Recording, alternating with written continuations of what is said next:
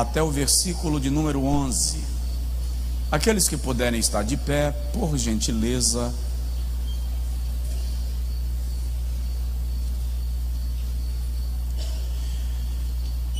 Jesus, porém, foi para o Monte das Oliveiras, e pela manhã, bem cedo, algumas versões dizem na madrugada, tornou para o templo, e todo o povo vinha ter com ele, e assentando-se, os ensinava.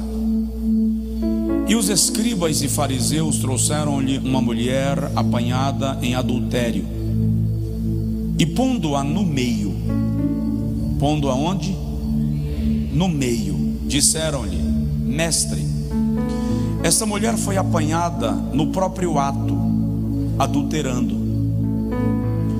E na lei nos mandou Moisés que as tais sejam apedrejadas. Tu, pois, que dizes?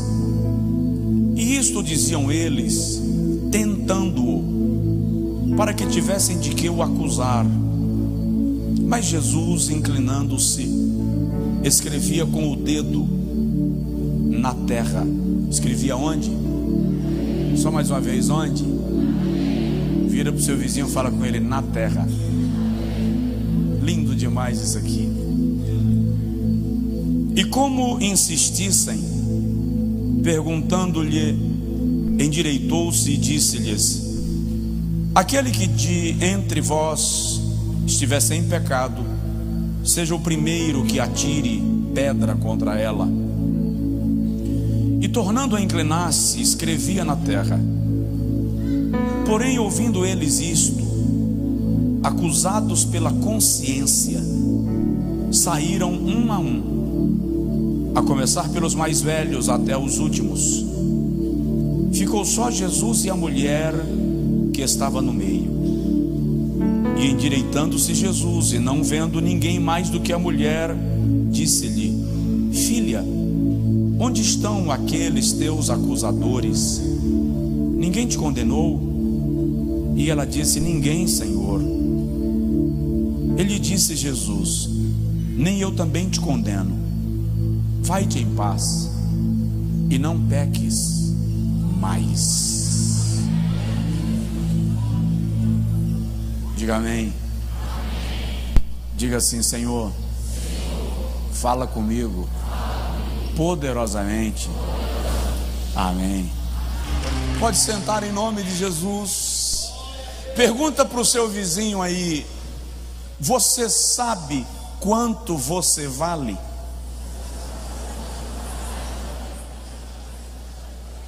Você sabe quanto você vale?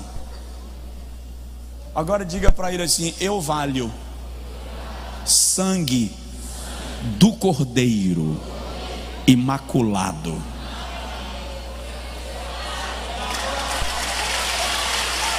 Aleluia.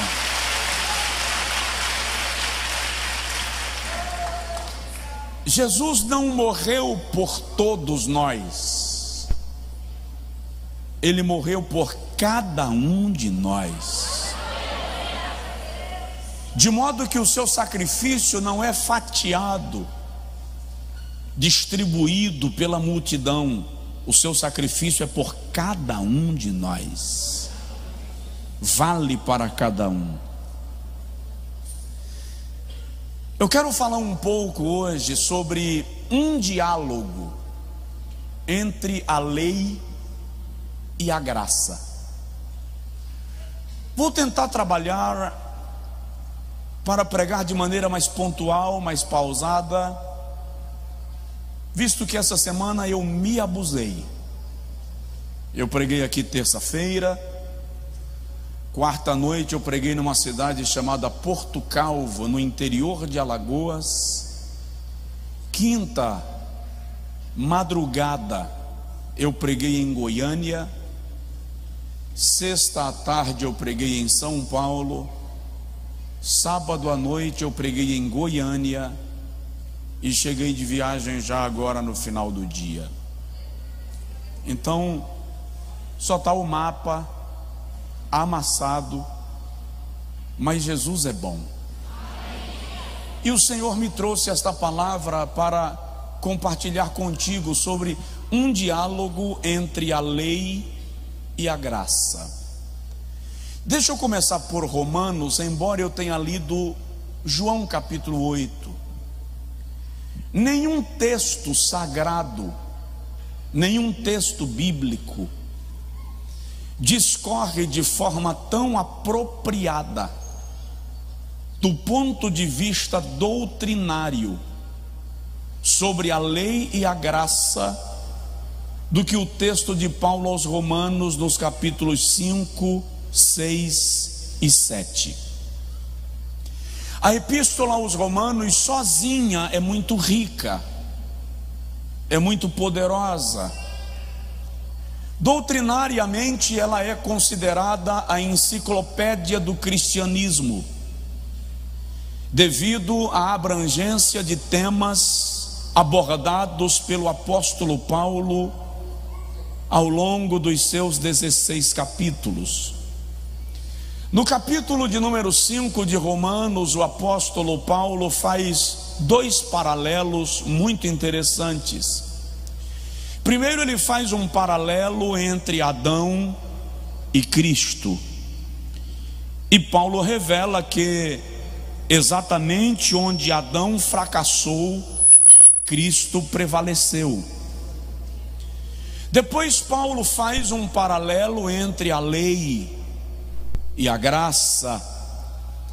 E Paulo revela em Romanos 5 que a lei falhou no tocante à salvação do homem, porque ela dependia da capacidade humana em cumpri-la, enquanto a graça não depende da capacidade do homem de cumprir a lei, depende apenas da capacidade de Deus de amar o homem e restaurá-lo. É por isso que Paulo em Romanos 5 diz e conclui o seu raciocínio no capítulo 5 dizendo que onde abundou o pecado, superabundou a graça.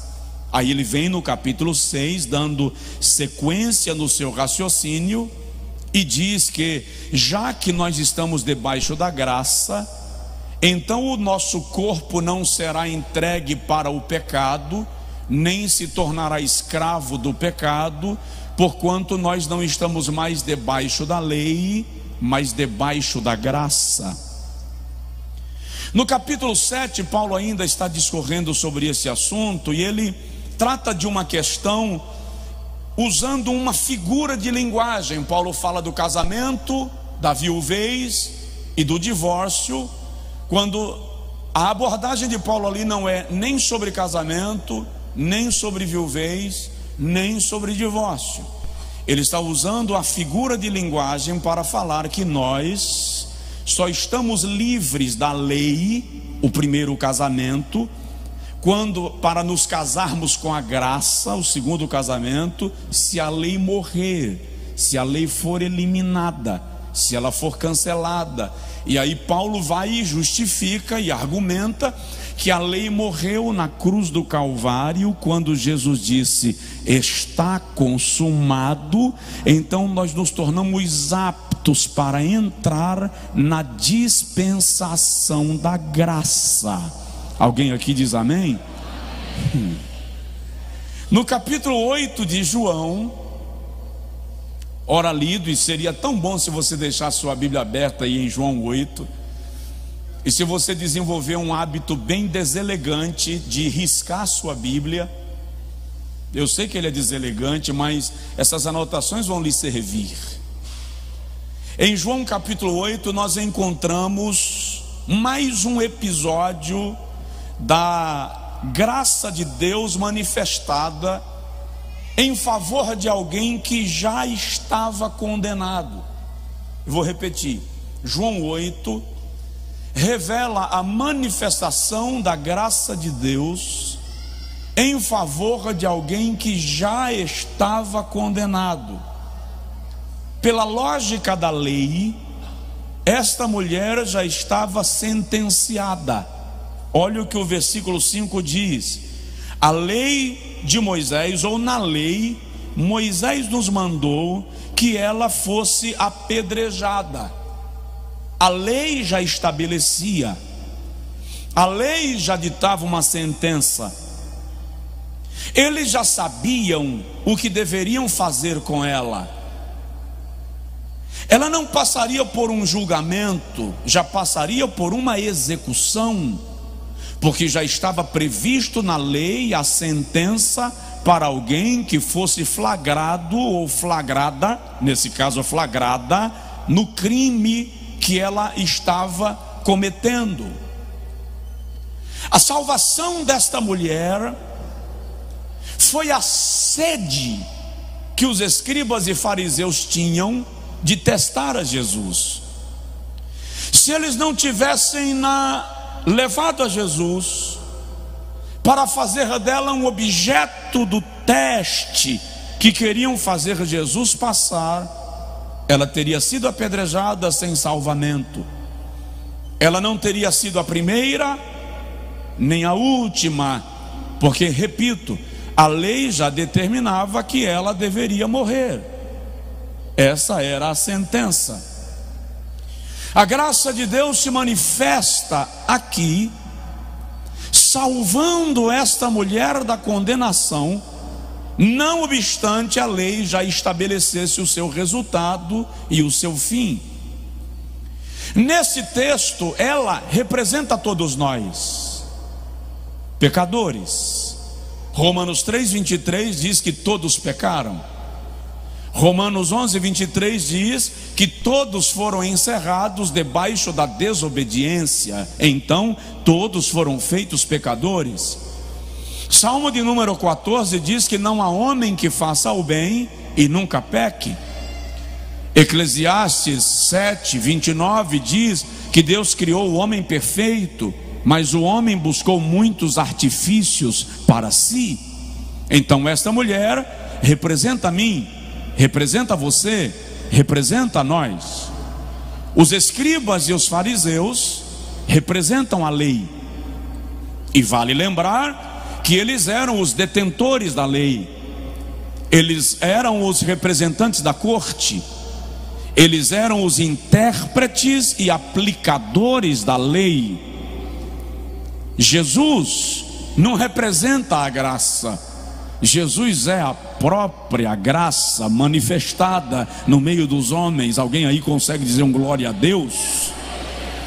Agora vamos observar alguns episódios desse texto que eu quero destacar com você. E o primeiro episódio está no versículo de número 2. O texto diz assim: era pela madrugada. Noutros textos diz: era pela manhã bem cedo. Tem uma versão que diz que era pela manhã bem cedinho. Presta atenção. Jesus havia passado a noite no Monte das Oliveiras. É só ler o versículo 1. Ele não tinha que estar no templo pela madrugada, porque não havia atividades no templo de madrugada. Não se ia ao templo de madrugada, não se oferecia sacrifícios de madrugada, não haviam levitas atuando, atendendo o povo na madrugada. Mas o versículo 2 diz que Jesus foi ao templo pela madrugada. Pergunta aí, por quê? Pergunta, por quê? Porque Jesus sabe exatamente a hora e o lugar que você vai precisar dele.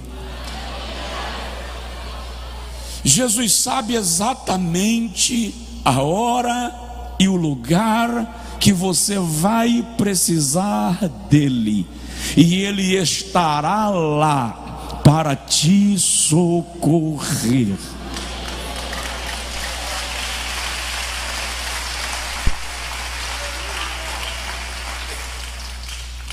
Na primeira epístola de Pedro, capítulo 5, versículo de número 7, Pedro diz assim: lançando sobre ele toda a vossa ansiedade, porque ele tem cuidado de vós. A expressão cuidado de vós literalmente é: ele chega na frente.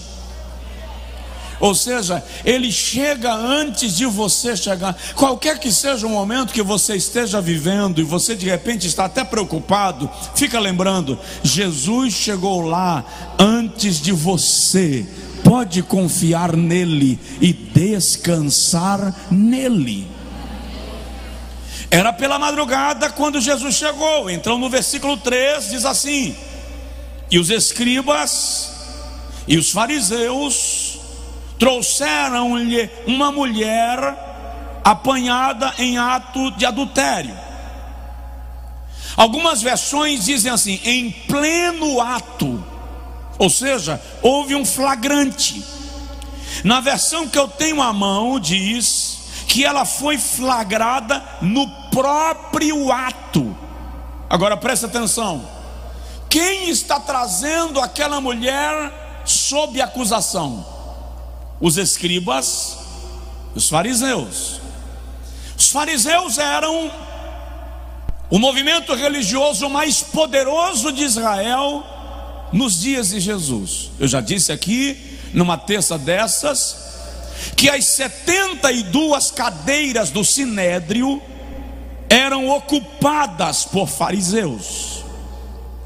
O Sinédrio era nada mais, nada menos que a Suprema Corte de Israel, era o Supremo Tribunal Federal.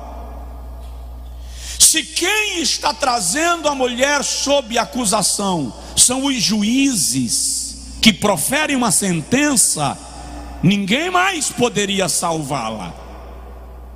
Os escribas são os analistas da lei, são aqueles que fazem a aplicação da lei, a interpretação dela para execução ou absolvição do réu. Se os intérpretes da lei estão lá acusando-na, se os juízes que vão ordenar a sentença estão lá acusando-a, não há mais salvação, não há mais livramento. A sentença está dada, só falta a execução.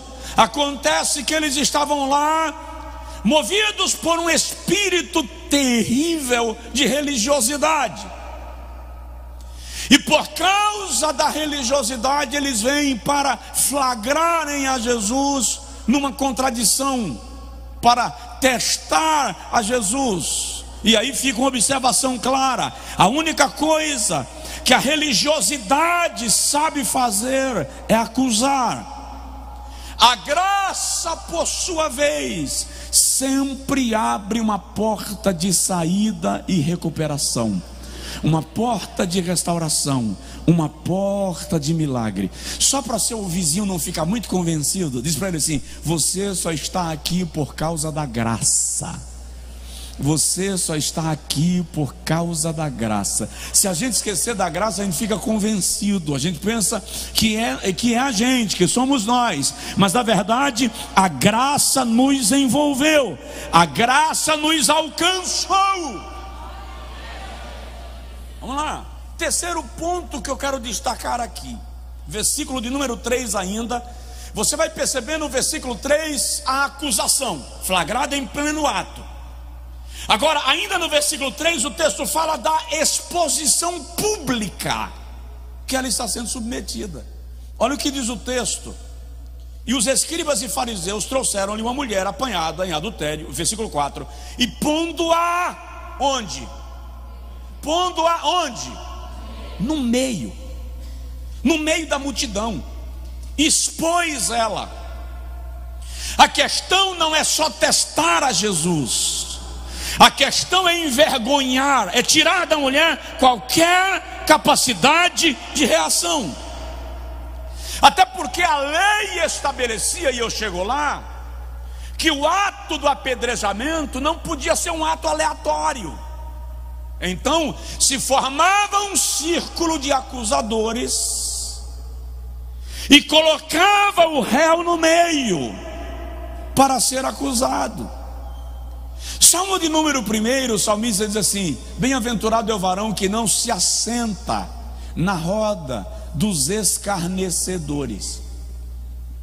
Aqui ela está sendo exposta publicamente, e é incrível o prazer mórbido deles em acusar, em expor, em envergonhar. Uma das coisas mais lindas na graça é que a graça de Deus nunca te coloca em exposição.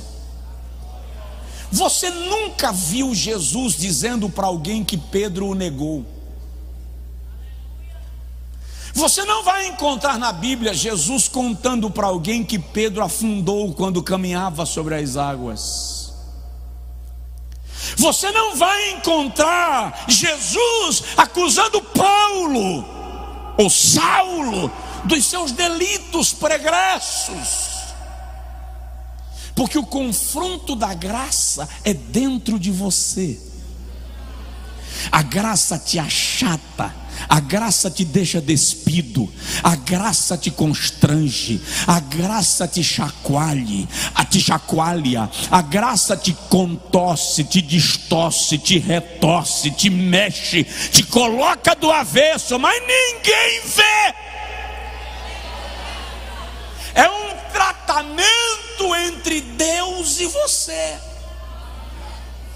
Isso é da graça. Não, a religião não. A religião precisa do prazer da exposição, porque é na tua exposição que o meu pecado fica escondido. Quando eu te exponho, eu escondo a minha vergonha. Isso é da religião. A graça não precisa esconder nada. Como ela não precisa esconder nada, ela esconde você.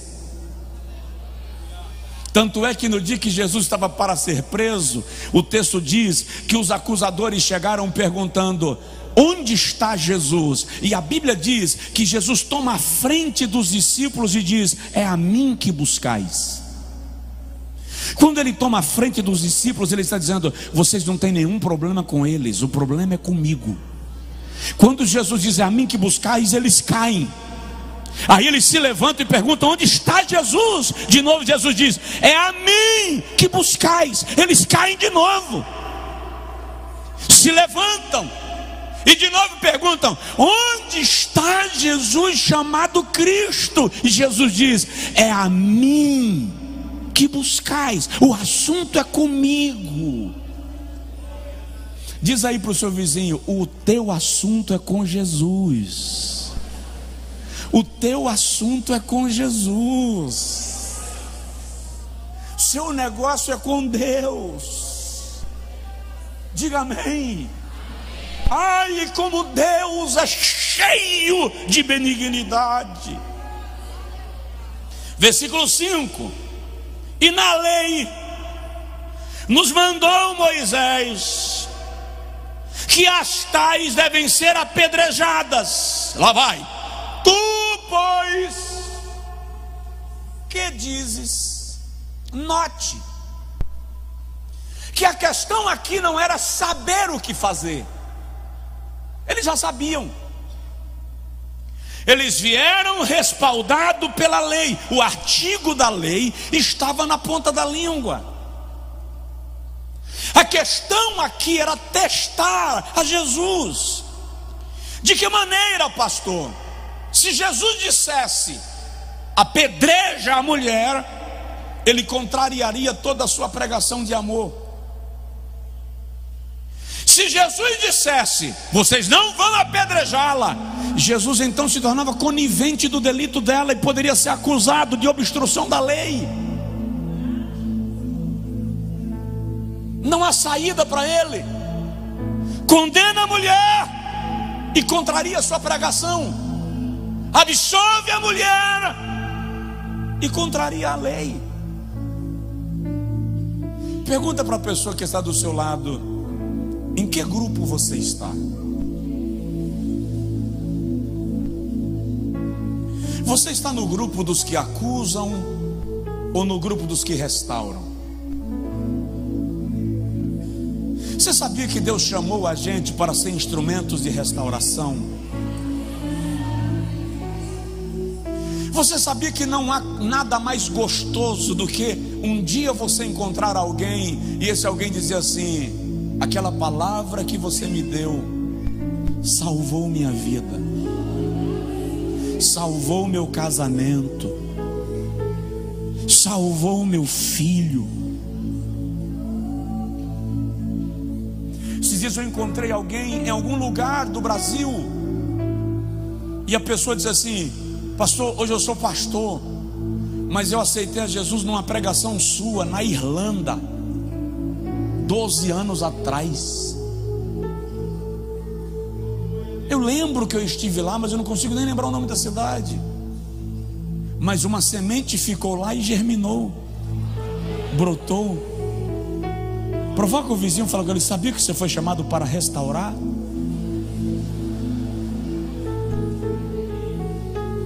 Eu viajei essa semana com um pastor amigo, cantor, e ele contou um testemunho. Ele dirigia um culto na igreja onde ele congregava em São Paulo toda segunda-feira. E um dia, indo para a igreja, ele parou no semáforo e alguém bateu no vidro do carro. Ele abaixou o vidro um pouquinho e o camarada disse: o senhor é pastor? Sim, sou pastor, pastor fulano. Pastor, eu preciso conversar com você. Ele disse: agora eu não posso, porque eu estou atrasado. Me dá o teu número que eu te ligo. E o camarada, no trânsito rápido, anotou o número, ele colocou no bolso da jaqueta, foi para o culto e esqueceu de ligar depois do culto. Terça-feira, quarta-feira, quinta-feira, sexta-feira, ele pegou a jaqueta para dar uma saída, e quando colocou a mão no bolso, encontrou o papel. Esqueci de ligar para o camarada. Pegou o telefone e ligou na hora. Quem atendeu o telefone foi uma mulher, e ele disse: fulano está. E a mulher perguntou: quem está procurando por fulano? Ele disse: é o pastor. A mulher disse: você é pastor? Sim. E como você tem o número do meu filho? Ele me parou no trânsito segunda-feira, me pedindo para conversar com ele. Eu fiquei de ligar e acabei esquecendo. A mulher disse: como é que meu filho lhe procurou segunda-feira, lhe pedindo uma palavra? Você é pastor e você vem ligar para ele na sexta. Meu filho morreu na terça-feira. Você é instrumento de restauração. Não ignore um altar rachado que você pode reconstruir. Não ignore uma vida trincada que você pode restaurar. Não ignore um coração azedado que você pode suavizar. A religiosidade não consegue socorrer os que estão feridos. Lamentavelmente, e lá vai, a igreja não foi treinada para socorrer aqueles que são necessitados de um socorro imediato. Se o bêbado chega, nós não queremos ficar perto dele porque ele está cheirando a álcool. Se o homossexual chega, a gente mede-o de cima a baixo porque ele é homossexual e nós não aceitamos conviver com eles. Se uma mulher mal vestida chega, a gente trata sob julgamento, porque a nossa religião diz que se você não tiver o meu estereótipo, então você não é bem-vindo no meu lugar.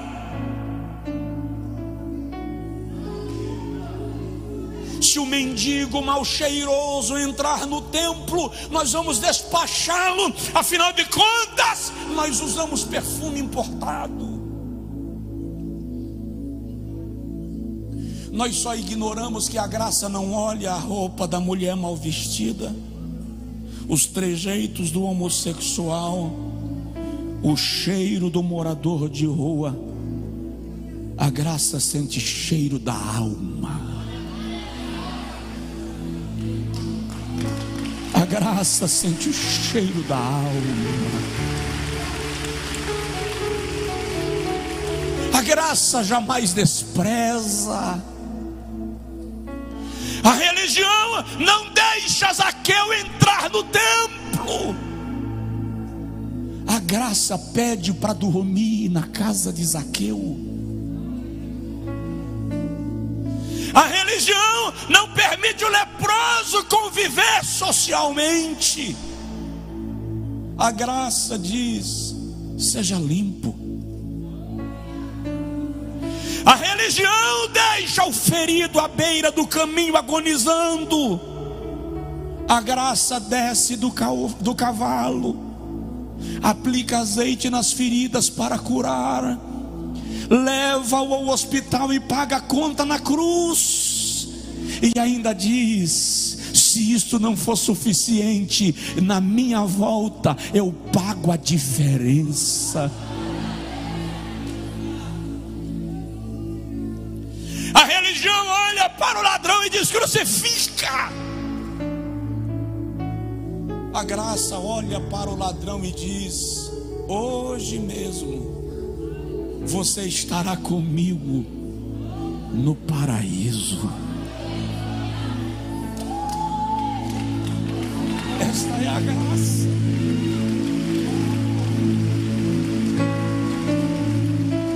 No templo em Jerusalém, naquela manhã, a lei e a graça estão conversando sobre mim e sobre você. E tu, que dizes? Vamos lá. O que a graça diz? A graça se cala no versículo 6. E sabe o que a graça fez?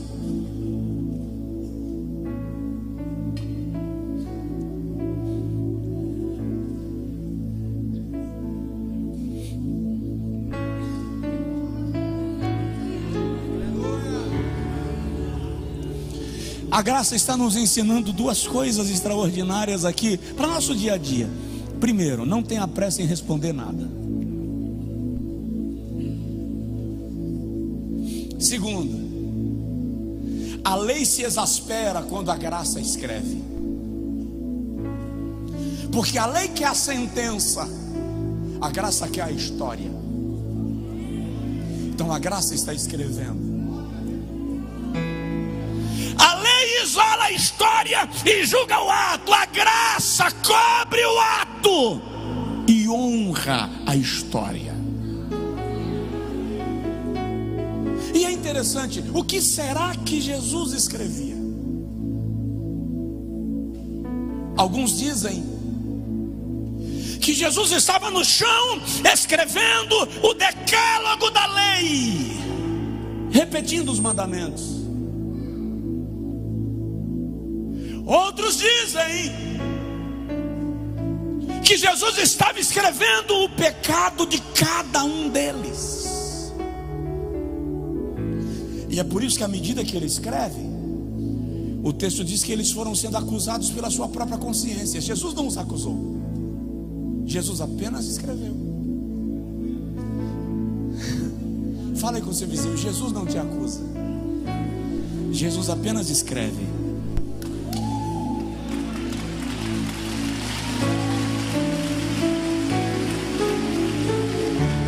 E sabe o que é lindo? Isso aqui tem uns presentes que é Jesus que dá, viu? São coisas do Espírito Santo. Tem presente que é coisa do Espírito Santo. O texto diz, cadê o versículo? O texto diz que Jesus estava escrevendo onde? Onde? Na terra, no chão. Olha para o seu vizinho e fala com ele assim: na terra. Só para ele não ficar com dúvida, diz assim: no chão. A graça escreve no chão. A lei foi escrita onde? Em pedras. O que se escreve em pedra não pode ser apagado. O que se escreve no chão, basta um.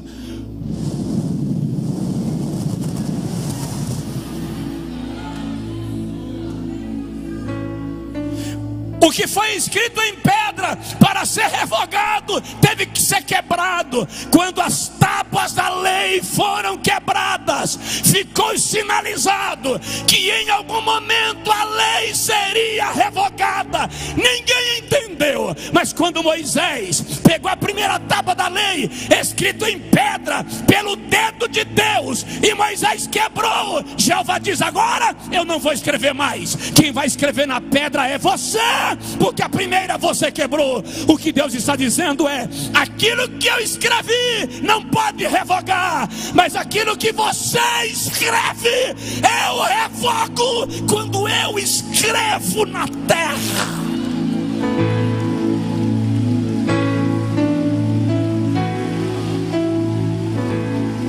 Escreveu na terra. Se você pode dar glória a Deus, dá com vontade. Porque o que é escrito na terra, basta Jeová fazer assim, ó.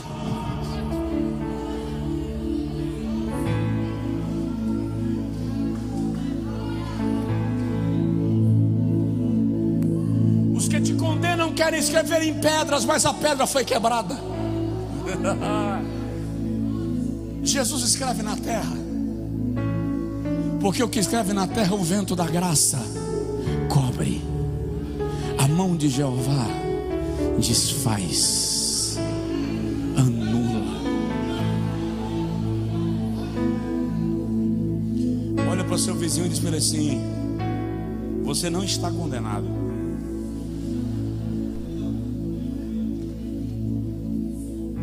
Já vou terminar.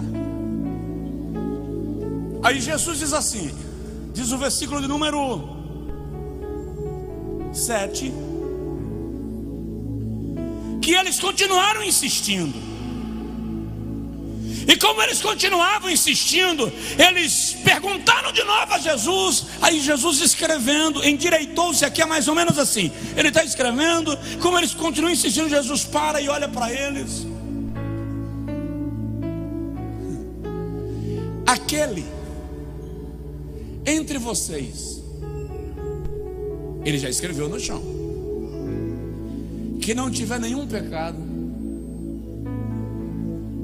seja o primeiro a atirar a pedra. Por que Jesus disse isso? Porque o ato do apedrejamento não era um ato aleatório, tinha regra. O réu, o acusado, era posto no meio da multidão, de todos os seus acusadores, um círculo aberto, e ele no meio.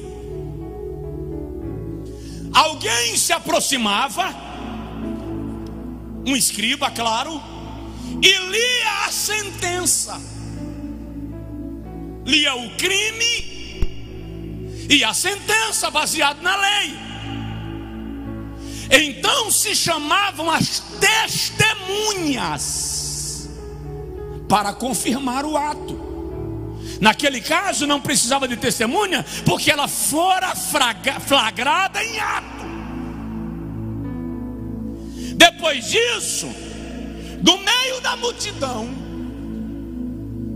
alguém tinha que dar um passo à frente, se afastar da multidão e dar um passo, e jogar a primeira pedra, atraindo para si a culpa, caso aquele réu fosse inocente.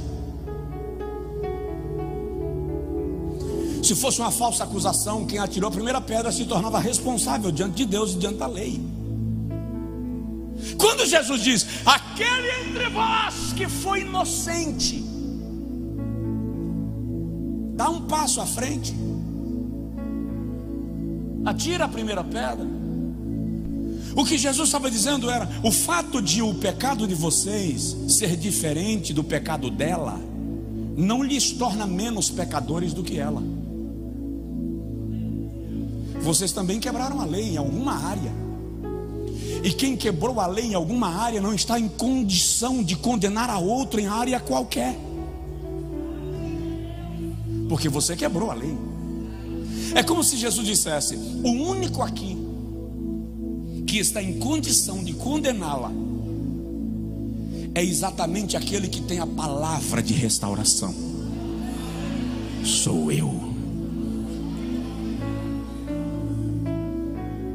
Quando Jesus faz isso, a Bíblia diz que que eles foram se afastando de Jesus, 1 a 1, versículo 9.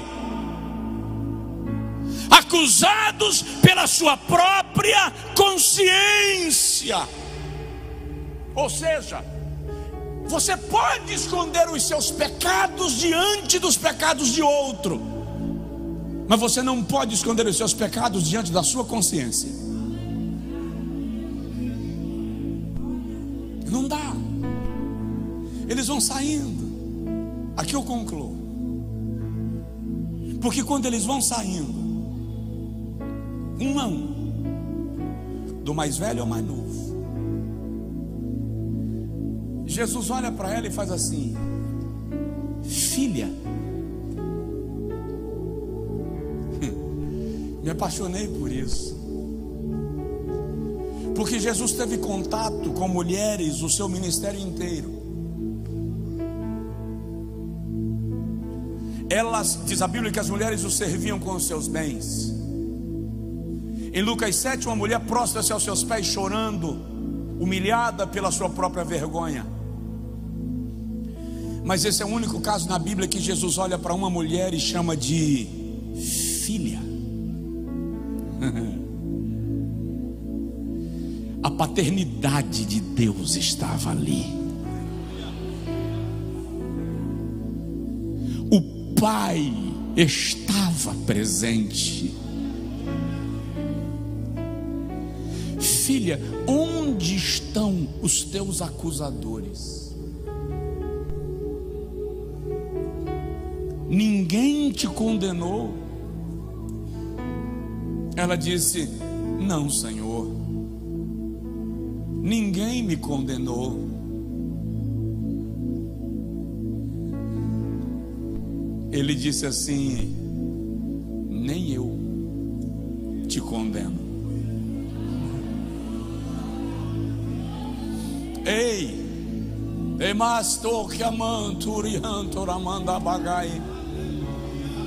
quando aquele que é perfeito não te condena, como poderão te condenar aqueles que são pecadores? Vai em paz. Não permanece no teu pecado. Não peques mais. O que a graça quer que nós entendamos é sobre absolvição. A graça quer que nós entendamos sobre perdão. A graça quer que nós entendamos que, ainda que falíveis que somos, Deus está no lugar que você precisa dele. E ele não veio para te condenar, ele veio para te salvar. Ele veio para te perdoar. Ele veio para te dar nova chance. Nem eu te condeno. Aí eu consigo ver como a graça de Deus é perene, permanente, eterna, maravilhosa, mafiosa. Porque ela está lá no Antigo Testamento, é incrível.